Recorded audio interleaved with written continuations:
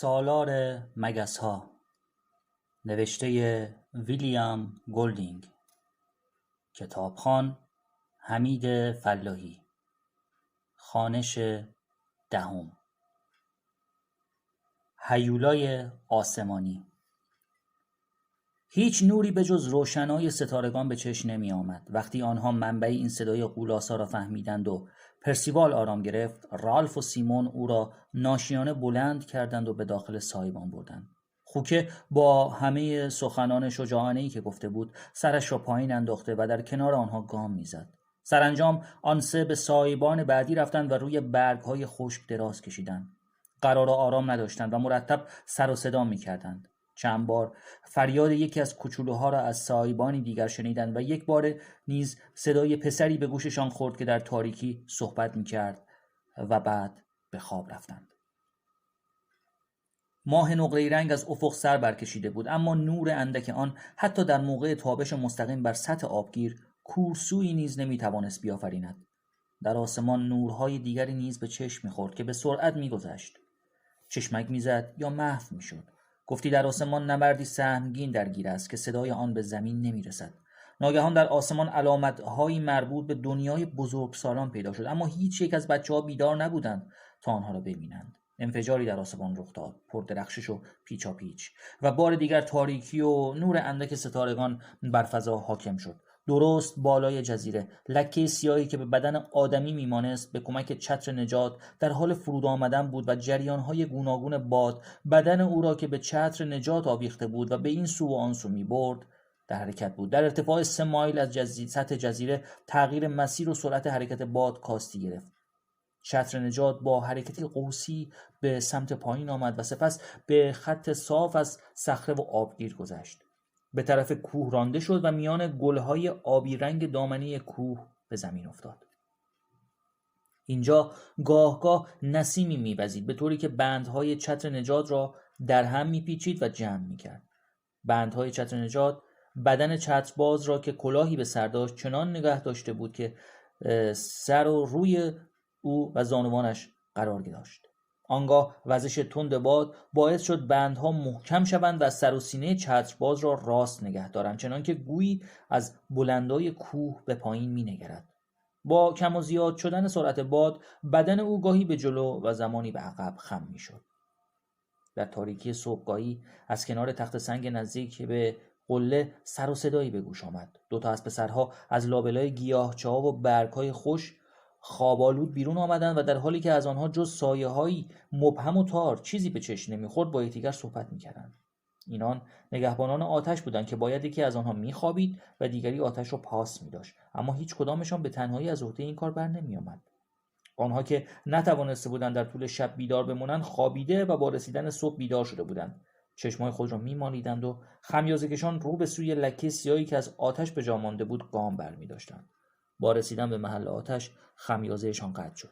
یکی از ایشان برگشت تا چوب و برگ بیاورد. دومی زانو زد و گفت فکر کنم خاموش شده. با چوب‌هایی که دیگری آورده و در دست می‌گذاشت بازی می‌کرد. نه. دمر افتاد، لب‌هایش را نزدیک آتش برد و آهسته فوت کرد. کم کم صورتش را که نوری قرمز رنگ روشن می‌کرد می‌شد دید. لحظه‌ای از فوت کردن با آتش باز ایستاد و گفت سام زود باش بده. چوب خوش. اریک دوباره خم شد و آنقدر فوت کرد تا محل آتش روشن شد. سام قطعه چوب خشکی و بعد شاخه درختی را درون آتش افکند. آتش گر گرفت و از شاخه درخت شعله‌ای سر برکشید. سام همچنان شاخ و برگ‌های خشک را روی آتش می‌ریخت. اریک گفت همه رو نریز، خیلی چوب ریختی. بذار گرم شیم. اون وقت باید باز بریم چوب بیاریم. من سردمه. خب منم سردمه. تازه هوا هم تاریکه. خیلی خوب باشه. اریک چنباتمه زد و به سام که آتش رو جمع جور میکرد نگریست. او با چوبهای خشک خیمه کوچکی درست کرده بود و آتش اکنون به خوبی شعله میکشید. خیلی نزدیک بود که بشه مثل و کسی چند لحظه دوقلوها آرام به آتش خیره شدند. اریک با لحن تمسخرآمیزی گفت درست عین رکسی شده بود مگه نه؟ واسه خاموش شدن آتیش و شکار خوب شد نیامد سراغ ما، رفت طرف جک. آره راستی وکسی پیره مدرسه‌مون رو یادته؟ میگفت بچه تو داری منو کم کم دیوونه میکنی.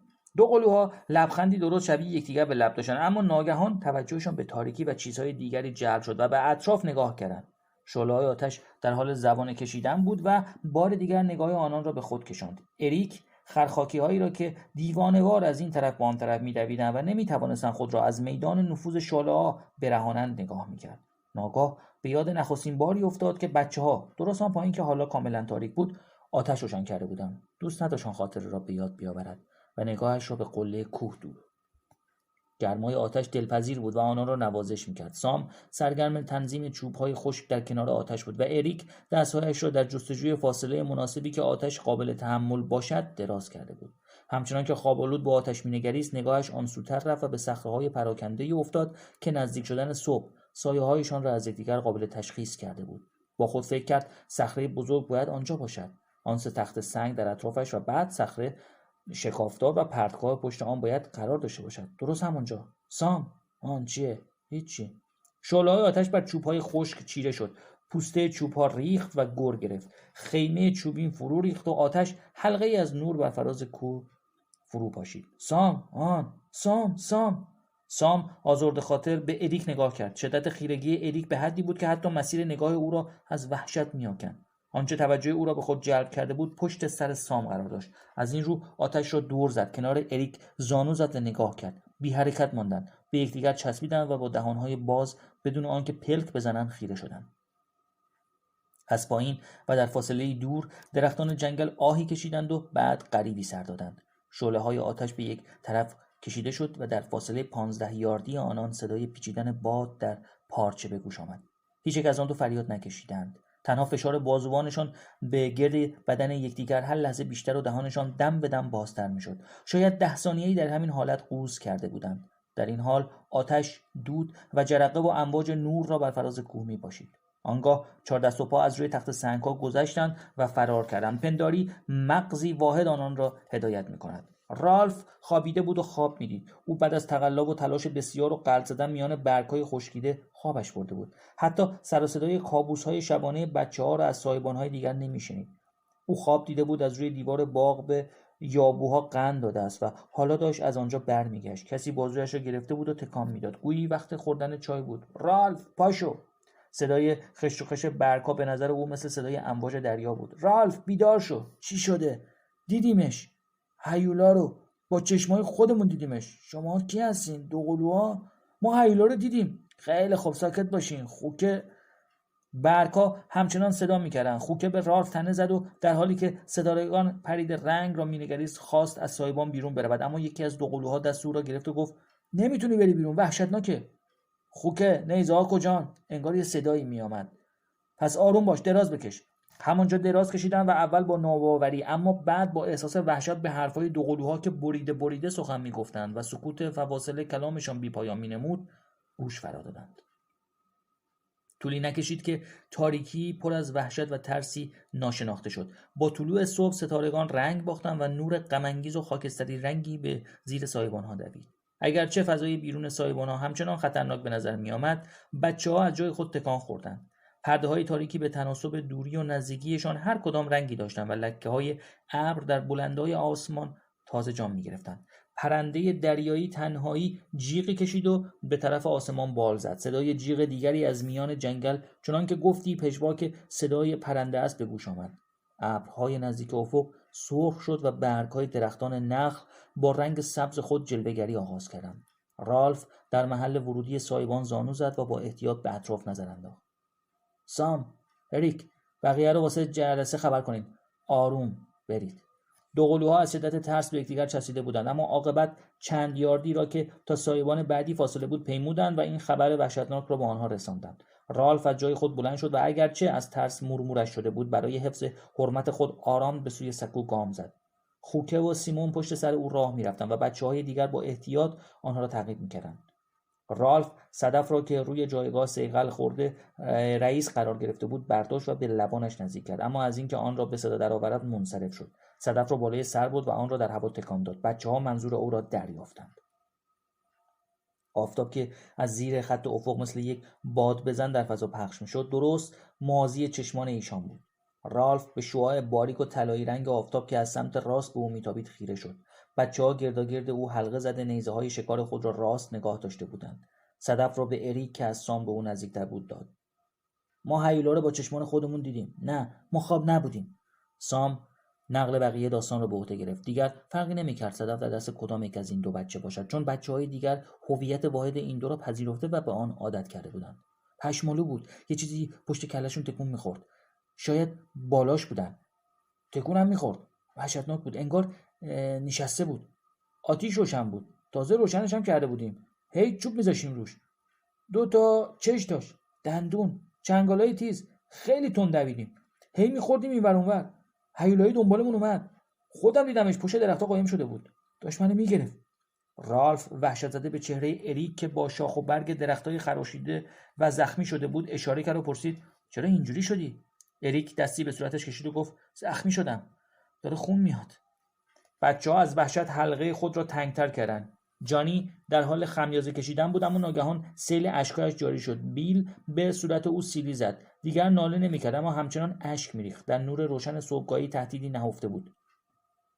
دایره‌ای که بچه‌ها گرد آن ایستاده بودند از هم پاشید. آنها عقب گرد کرده به صف ایستادند و به محیط اطراف خود خیره شدند. نیزه‌های چوبیشان در دست بود و برج و باروی جنگی را به یاد می‌آورد. جک بار دیگر توجه ایشان را به مرکز دایره جلب کرد و گفت این یه شکار واقعیه. کی با من میاد؟ رالف بی‌صبرانه حرکتی کرد و گفت نیزه‌ها چوبی‌اند. احمق نشو. جک به تمسخر نگاهی به او افکند و پرسید میترسی؟ البته که میترسم. کیه که نترسه؟ برگشت و به صورت‌های مشتاق اما نومید دوقلوها نگریست. فکر نمی‌کنم سر به سر ما گذاشته باشین. هان؟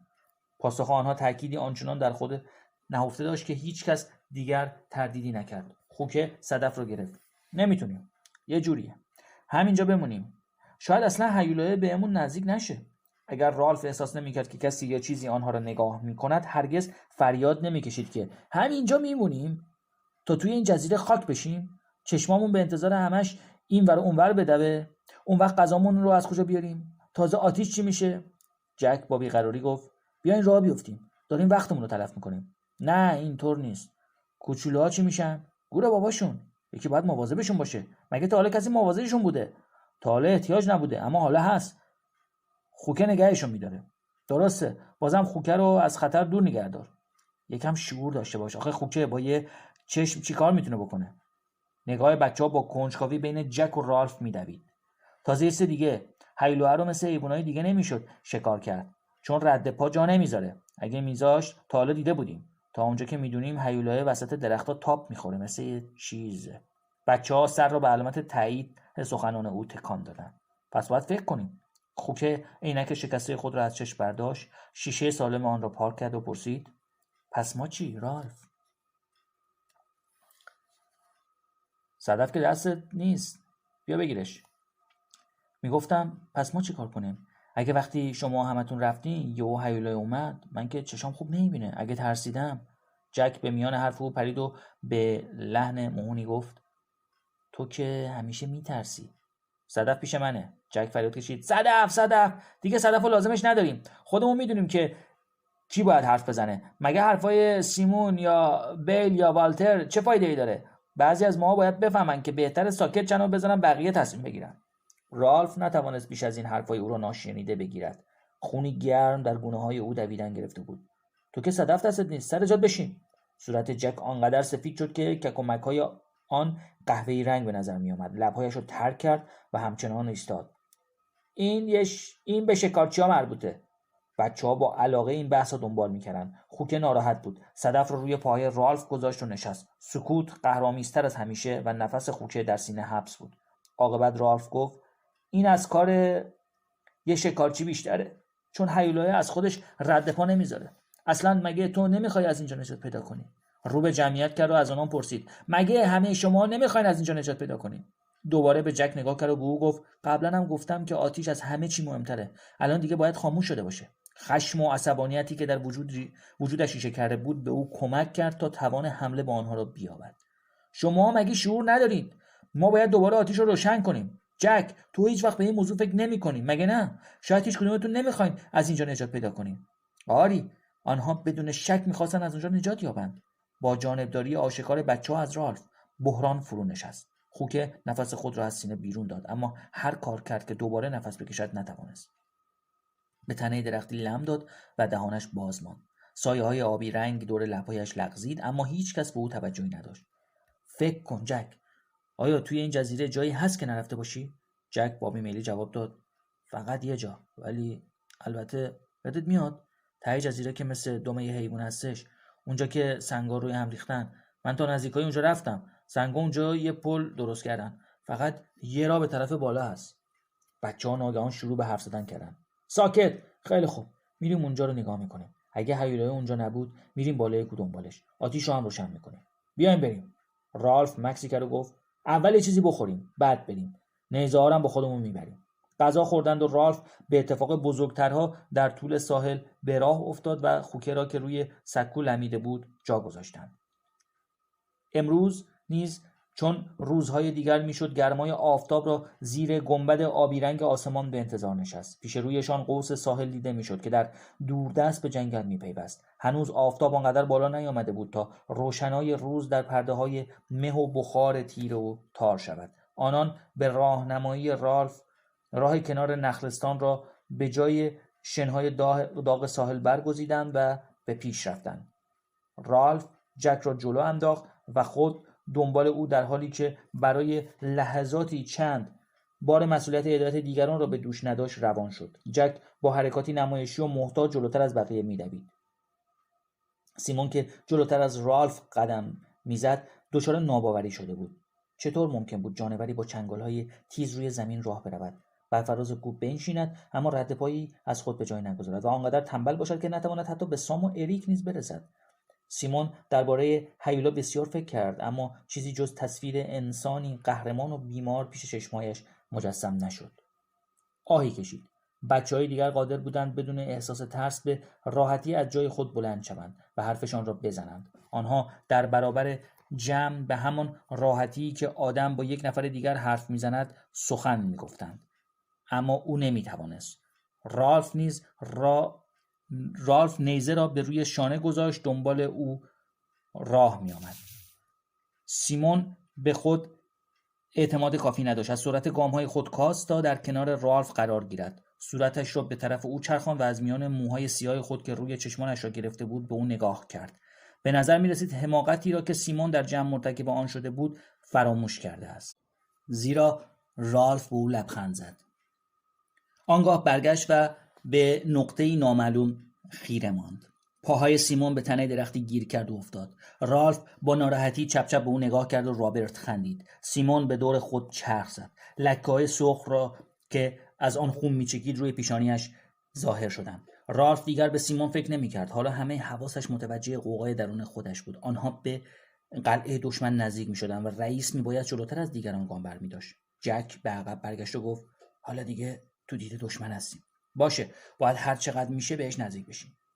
دنبال جک و به سوی قلعه دشمن که روی زمین بلندتری قرار داشت گام زد. در سمت چپ آنها کلافی از گیاهان و درختها قرار داشت که نمیشد از میان آنها عبور کرد.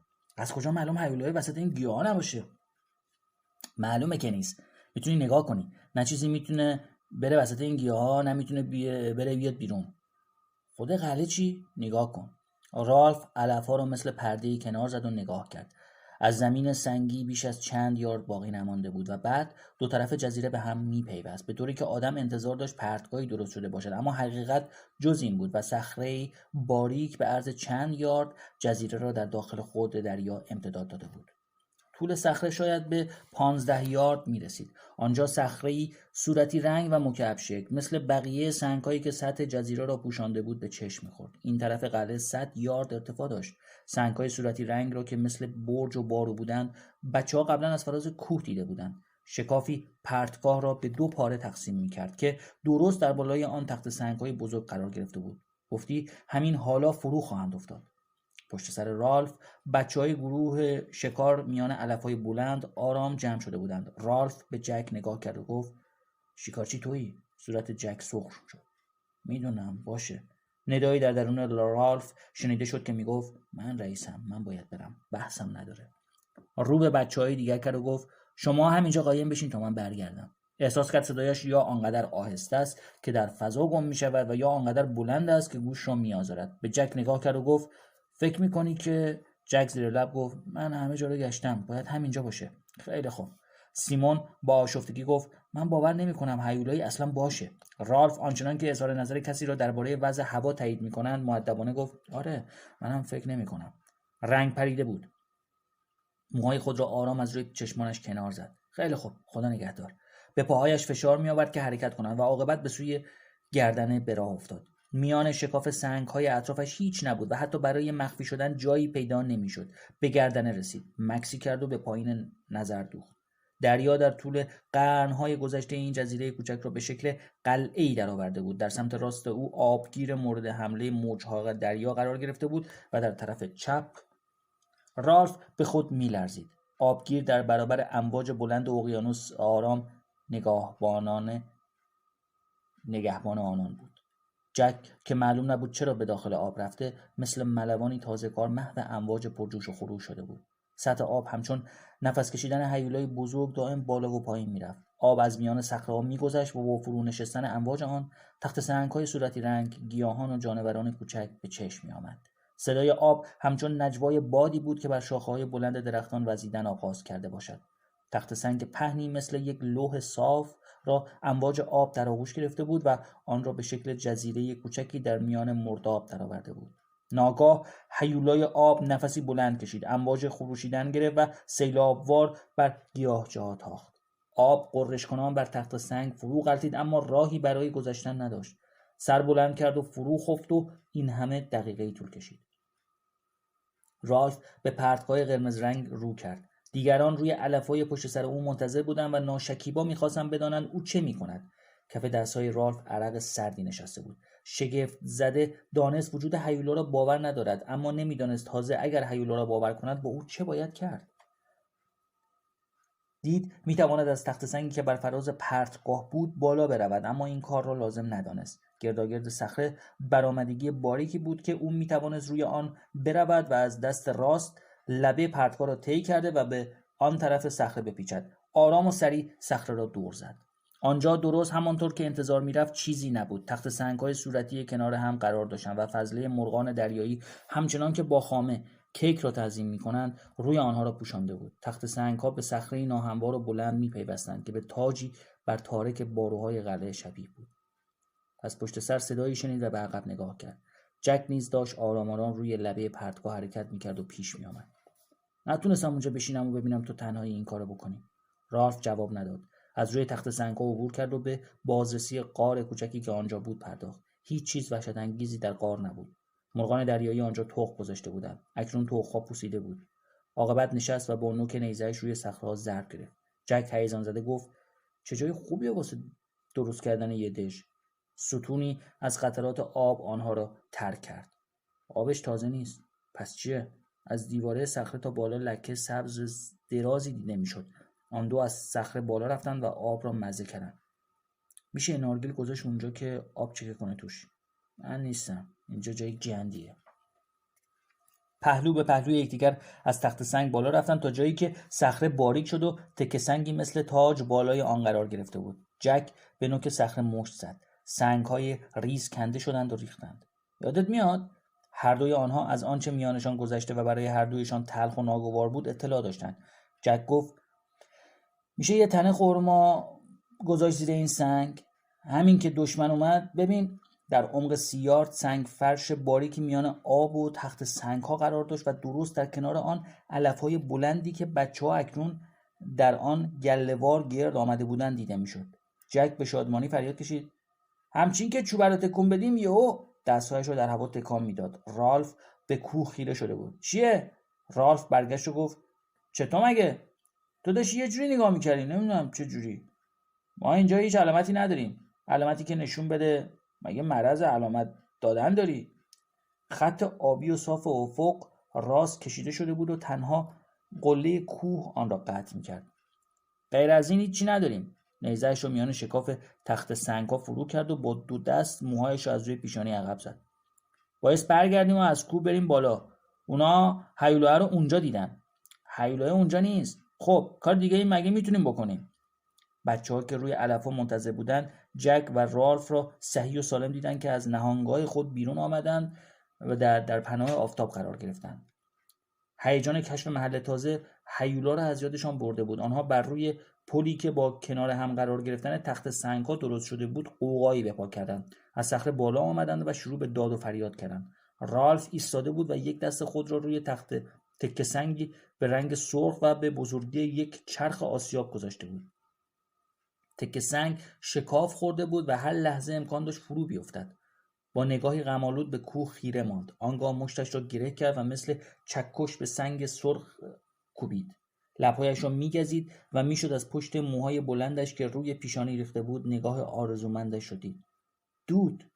مچ دست خود را گاز گرفت و ادامه داد: جک بریم. اما جک آنجا نبود. او با چند تا از بچه‌ها با هیاهوی بسیار تخت سنگی را فشار می‌دادند تا از جا کنده شود. همین که رالف سر برگرداند از پایه‌های تخت سنگ صدایی برخاست و به داخل آب فرو افتاد و موجی بلند با صدایی همچون غرش رعد تا نیمه راه پرتگاه بالا آمد. بس دیگه، ول کنین. صدای او آنها را ساکت کرد. دود. حادثه غریبی در فکر او رخ می‌داد. چیزی خفاشوار میان سرش بال میزد و نمیگذاشت فکر کند. دود.